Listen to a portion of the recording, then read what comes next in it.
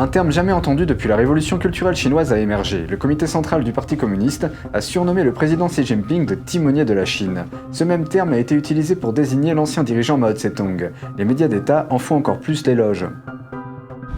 Un autre milliardaire chinois a été arrêté en Chine. C'est le deuxième en quelques semaines.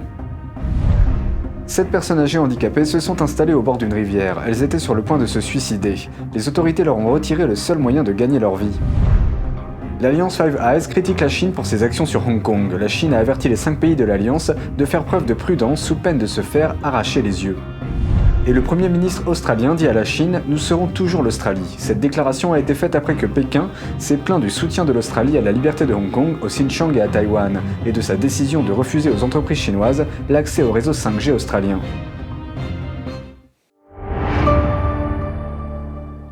Bonjour à tous, bienvenue dans Regard sur la Chine. Tout d'abord, nous allons nous intéresser à Xi Jinping, le président du Parti communiste chinois, ou PCC. Le porte-parole du PCC, l'agence de presse Xinhua, a publié mardi dernier un article faisant l'éloge de Xi Jinping. Cet article qualifie Xi Jinping de chef de la nouvelle ère, ainsi que 7 autres termes connexes, dont le cœur du parti formé dans la grande lutte, le commandant en chef du remaniement de l'armée et de la défense nationale, et le militaire qui veut le bien-être du peuple. Cet article fait suite à des commentaires similaires émis le mois dernier par le comité central du Parti communiste qui présentait Xi comme le leader et le grand timonier du parti. Mais ce n'est pas la première fois que le PCC utilise le terme timonier pour décrire un dirigeant du parti. Il y a plusieurs décennies, l'ancien président communiste Mao Tse-tung était également surnommé le timonier. Mao a dirigé la Chine pendant près de 30 ans, jusqu'à sa mort. Il est responsable de la mort de millions de Chinois au cours des mouvements politiques des années 50 à 70.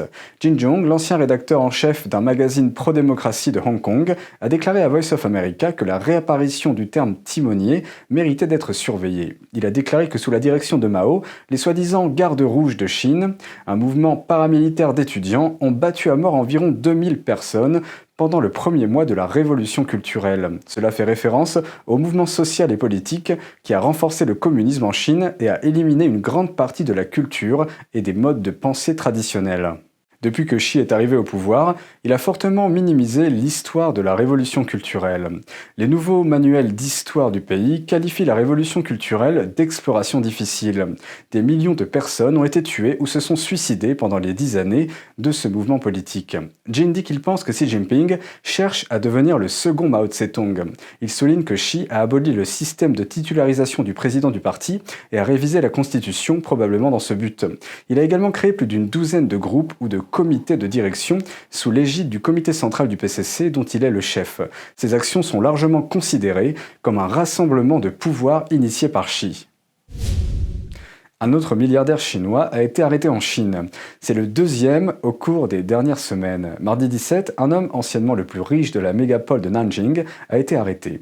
Il s'appelle Yang Zhongyi. Cette arrestation fait suite à celle de Sun Taowu, un célèbre entrepreneur chinois qui avait été arrêté il y a quelques semaines en raison de propos critiquant le régime communiste. Sa société a été saisie par les autorités, y compris sa trentaine de filiales. Mais l'arrestation de Yang est motivée par d'autres raisons. Le communiqué de la police indique que le groupe Fuzhong de Yang a illégalement recueilli des fonds auprès du public en se servant des taux d'intérêt élevés comme appât. Le communiqué ne précise pas si la société de Yang sera saisie par les autorités. La société est une entreprise du secteur de l'énergie. Elle fabrique principalement des composants thermoélectriques. Depuis 2003, elle figure parmi les 500 entreprises privées chinoises en tête pour la 10e année consécutive. En 2017, la société a réalisé un chiffre d'affaires global d'environ 8 milliards de dollars. Selon l'entreprise médiatique japonaise Nikkei, au cours des 3 dernières années, une centaine d'entreprises privées en Chine ont été nationalisées par le régime. Ce nombre est passé d'environ 20 en 2018 à 30 en 2019 et à plus de 50 en 2020. La répression du PCC contre les entreprises privées ces dernières années a eu un grand impact. En 2010, le retour sur investissement des sociétés cotées en Chine était de 30%, mais il n'en restait plus que 7% en 2019.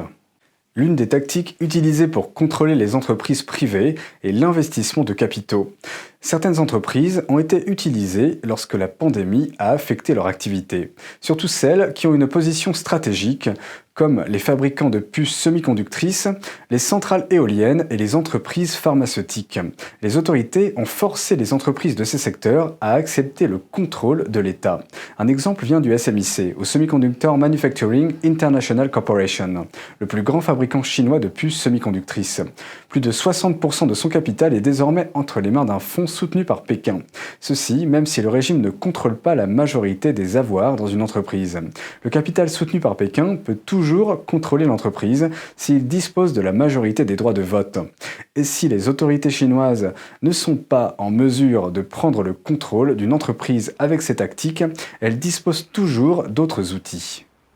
Par exemple, avec le groupe financier Ant, Pékin entend renforcer les réglementations qui ont un impact sur les activités des entreprises, ou simplement bloquer son plan d'introduction en bourse. Nous nous penchons maintenant sur le sort de 7 personnes âgées et invalides en Chine. Elles ont été récemment repérées, assises au bord d'un cours d'eau et prêtes à se suicider. En effet, les autorités chinoises leur ont retiré leurs moyens de subsistance, les laissant dans l'impossibilité de gagner de quoi vivre. Une vidéo est devenue virale en ligne. Elle montre 7 personnes âgées et handicapées assises sur les rampes d'un pont, prêtes à mettre fin à leur jour. Les 7 personnes sont originaires de la ville de Liuzhou dans le Guangxi, une région autonome du sud de la Chine. Les tricycles, dont elles ont besoin pour gagner leur vie, ont été confisqués par des fonctionnaires, également connus sous le nom de Chengguan. Ces personnes âgées avaient perdu leurs moyens de subsistance, ce qui les a poussées à venir se mettre sur le pont. Un citoyen chinois nous a dit qu'il était en colère contre les autorités. Pour protéger son identité, nous n'utilisons que son nom de famille. Motorcycles, electric vehicles. The authorities said they violated regulations. It is too much to confiscate the tricycles. We've never heard that in Taiwan these vehicles are forbidden. Many people cannot survive in this society in China. It is very difficult, and many have jumped off the high-rise buildings for that reason. Le militant des droits de l'homme Jiang Jianping est devenu handicapé suite à un accident de voiture. Il se bat pour les droits des personnes handicapées en Chine depuis 2 décennies. These 7 disabled people were self-reliant. They made a living by driving tricycles. And how did the government treat them? I don't understand why their tricycles were confiscated, how the disabled are treated. If the rights of the disabled are safeguarded, this is one of the hallmarks of a civilized country. Le même jour, une vidéo devenait virale montrant une personne handicapée en visite au bureau provincial de Hubei pour pétitionner parce que ses subventions avaient été supprimées. Il n'a pas été admis. Des personnes du bureau des pétitions lui ont dit « Vous devez être obéissant, sinon tout votre argent sera retenu ». Jiang en a fait l'expérience lui-même. Ses subventions ont également été supprimées par les fonctionnaires, simplement pour avoir défendu les droits des personnes handicapées.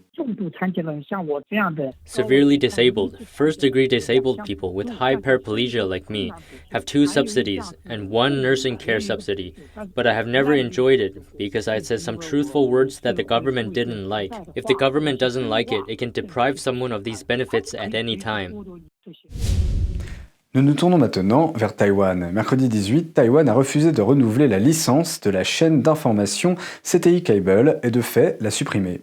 Ce diffuseur est largement considéré comme étant pro-Pékin. La décision de rejet a été unanime, invoquant des accusations d'ingérence dans l'indépendance éditoriale de CTI par le principal actionnaire Tsai Ing-meng. Il s'agit d'un homme d'affaires taïwanais qui dirige l'une des plus grandes entreprises alimentaires chinoises, Wantuan China Holdings. La chaîne câblée a contesté cette décision, affirmant que la liberté de la presse à Taïwan est morte. Le gouvernement taïwanais a mis en garde à plusieurs reprises contre la menace de l'influence de la Chine communiste, comme en témoigne l'intensification des mesures prises par Pékin. Cette menace inclut une campagne médiatique pour gagner de l'influence sur l'île démocratique et autonome. Le groupe de partage de renseignements Five Eyes demande à Pékin de reconsidérer ses actions contre le corps législatif élu de Hong Kong.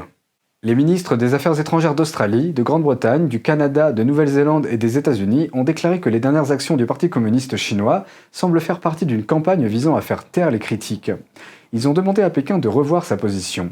Cela a provoqué une réaction de colère du Parti communiste chinois.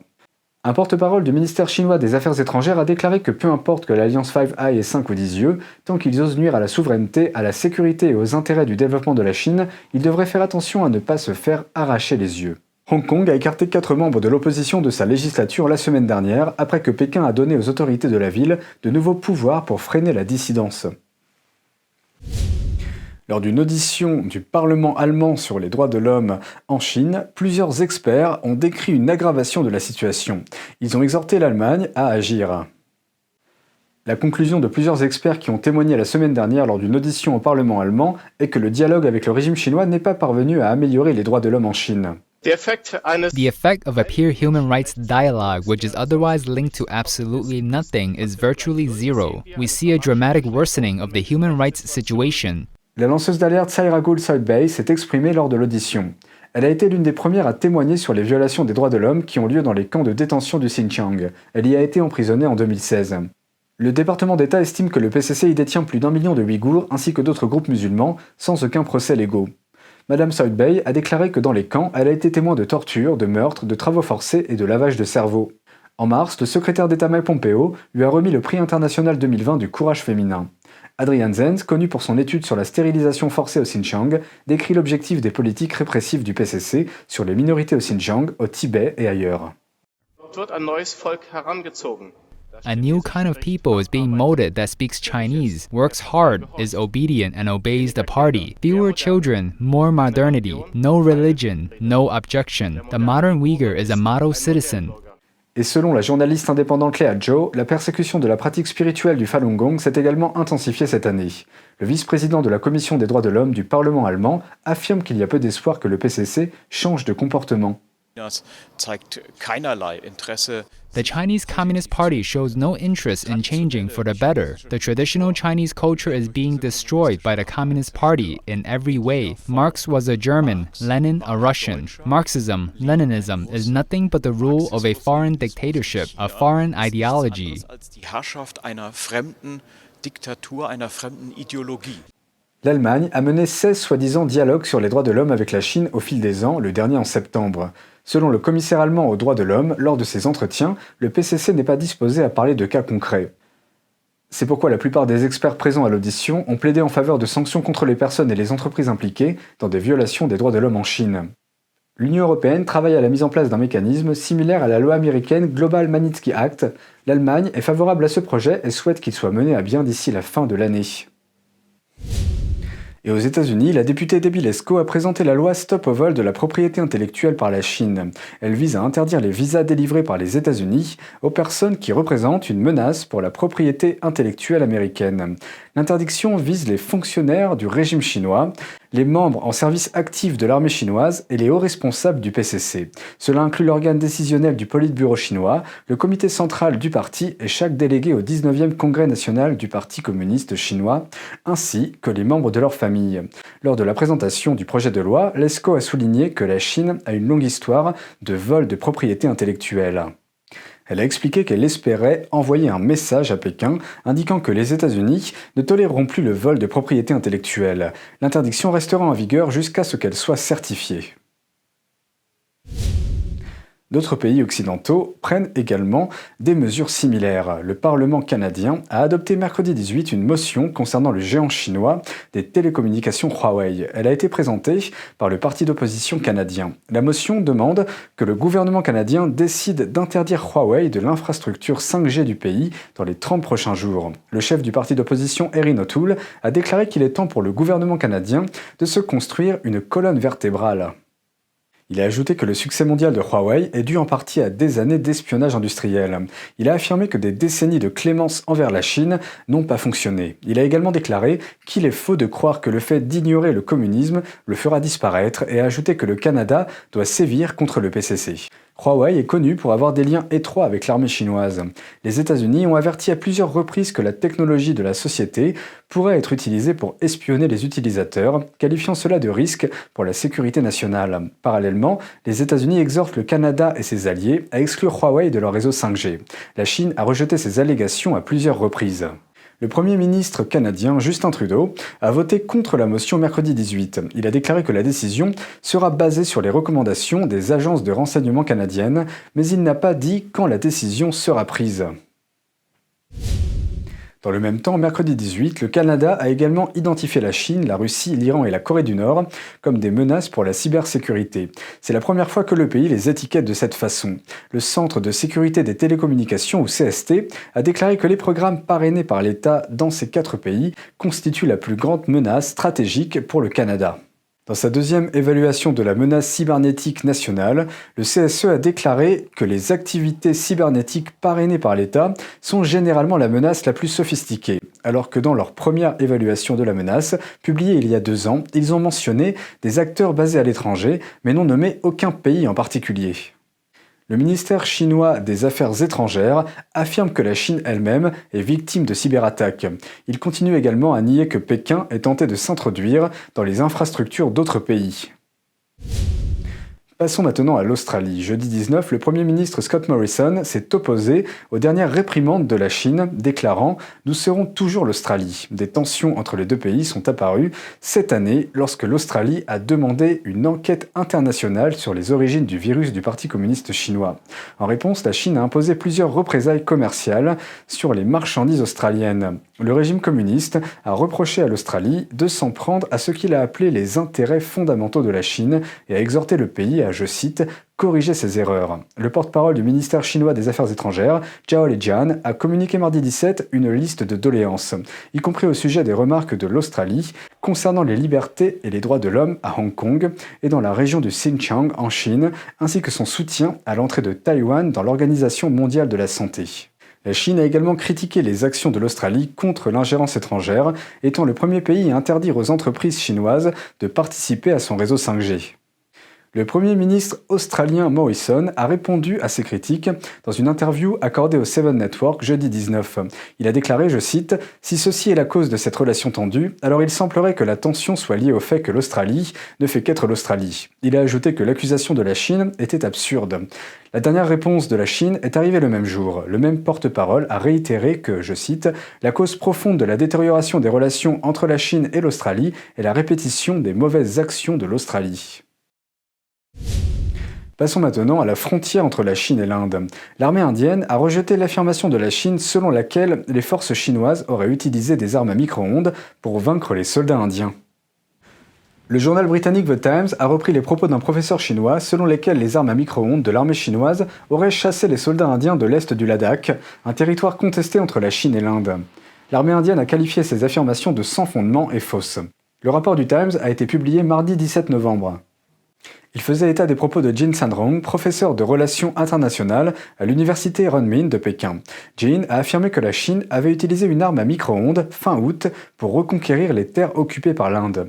Le même récit est paru dans le journal en ligne The Australian sous le titre « L'armée chinoise à impulsion micro-ondes bat les troupes indiennes à la frontière himalayenne ». Ce journal appartient à la même société. L'Inde et la Chine se sont retrouvés dans une impasse tendue à la ligne de contrôle au Ladakh, et ce conflit dure depuis 6 mois. 20 soldats indiens ont été tués lors d'un affrontement féroce dans la vallée de Galwan le 15 juin. On ignore encore le nombre de victimes du côté des soldats chinois. Regard sur la Chine, c'est fini pour aujourd'hui. Merci pour votre présence et votre soutien. N'hésitez pas à partager nos vidéos pour nous aider à diffuser une information non censurée sur la Chine et à défendre la liberté de la presse et les droits de l'homme. Très bonne soirée et à bientôt.